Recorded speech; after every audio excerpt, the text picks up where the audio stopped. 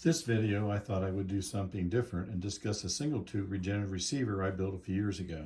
The design is taken from an article that appeared in the September 1924 issue of QST magazine. The name of the article was "The Tuner at 9MC, Another Low-Loss Amateur Tuner." The set is built in the typical breadboard fashion, which was popular at the time. Back when it was common to take several pieces of wood, fasten them together, breadboard style, then soak them in hot paraffin. For my version, I opted to just apply a few coats of clear lacquer.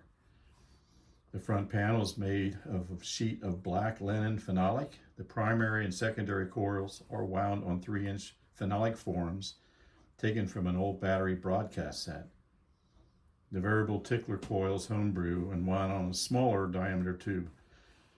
It took a lot of experimentation to get the windings right to get regeneration. The original article references the use of a UV199, which I currently have installed. I have also tried a C301A, but I didn't notice any difference in performance between the two. For the plate, I used 22 to 45 volts. The schematic shown in the original 1924 article did not show a grid leak resistor or capacitor.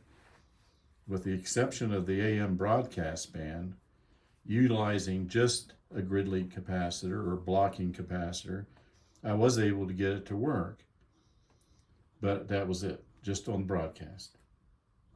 An October follow-up article mentioned using a 0.005 microfarad capacitor across the B+ in headphones and claimed improved performance, but made no mention of grid leak.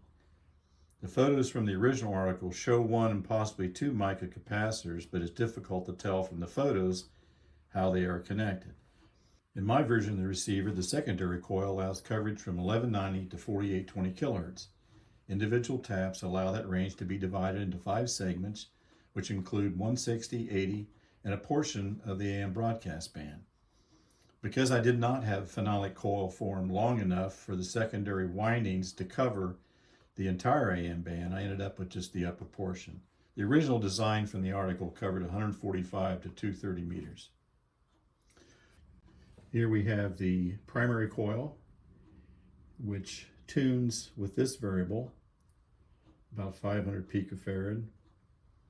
This is the secondary coil, which is tuned with this smaller cardwell. This is the tickler coil, which sets regeneration.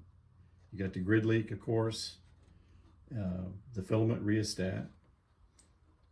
I use a 6-volt battery through a resistor using the 199, which requires 3 volts. I've got a solid state amplifier and speaker in a cabinet that I use in place of headphones. I get a pretty decent audio level from that. So give me a second and I'll set this thing up and we'll do a demonstration. Okay, we got the battery set up, B+. It's using a bunch of 9-volt batteries connected in series, 22 volts approximately. Using a 6-volt battery through a resistor to get my 3 volts, and let's see what happens. A little Christmas music.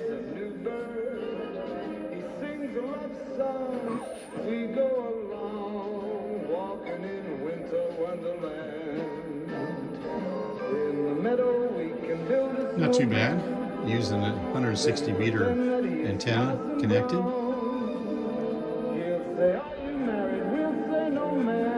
So there you have it, the tuner at 9MC.